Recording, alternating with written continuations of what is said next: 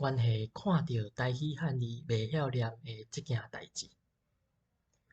对实际的角度来看，大家读台语圣经甲圣诗课英文会感觉小可客客，无一定是因为90年前的巴克利版的文化圣经受文言伤困难，乃是因为简单看汉字却念袂出发音造成的。比如讲，树话要安怎念？弹落去咧。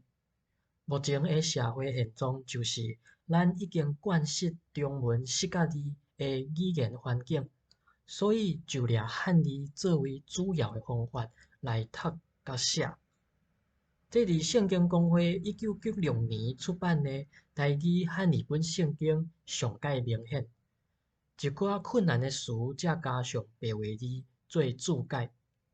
不过，台语汉字若无对照白话字，就说讲是上新完成的现代台语译本圣经，嘛是真困难读。所以，我对一个台语平衡度的立场出发，思考教会的事务会当安怎来调整。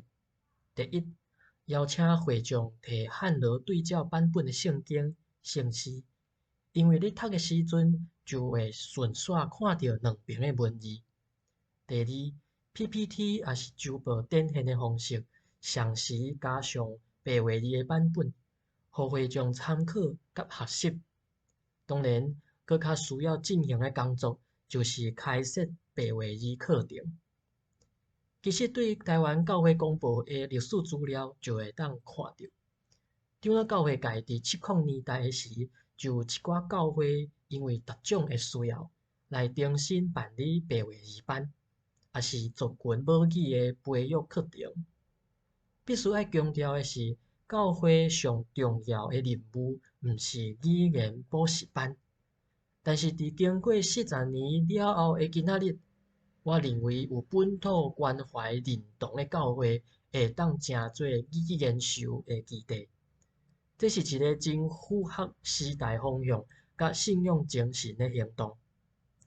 所谓语言授，是纽西兰马瑞人为着要互因的母语会当搁再复兴，伫1982年所提出并且落实的概念。主要的对象是针对学习语言速度上紧的细汉囡仔，互因成做语言授内面的细汉鸟仔，学习母语，并且推广到社区的逐个面上。期待透过家庭、学校甲政府互相配合，培养出有能力使用马瑞母语的人才。现在台湾嘛有本土语言复兴的潮流当时行，这种对教育做起的社区工作，真适合教会来参考。咱长老教会是台湾文化多族群的教派。但是我无想要直接讨论共同语言、台语文理化系统纷争的问题，嘛无认为礼拜全面华语化是唯一正路。因为我只是针对咱长老教会的护老话礼拜，提出一寡无相款，但是值得咱试看卖的建议，互教会成做本土语言的语言授。最后，嘛是爱讲一个。文章上头前讲到的迄两个词，分别念做树话甲弹落去。巴克利的版本甲树话翻译做一张树枝。我颠倒搁爱现巴克利译本，才通知影现代台语译本的树话所讲的是咧指啥物，真正有够趣味。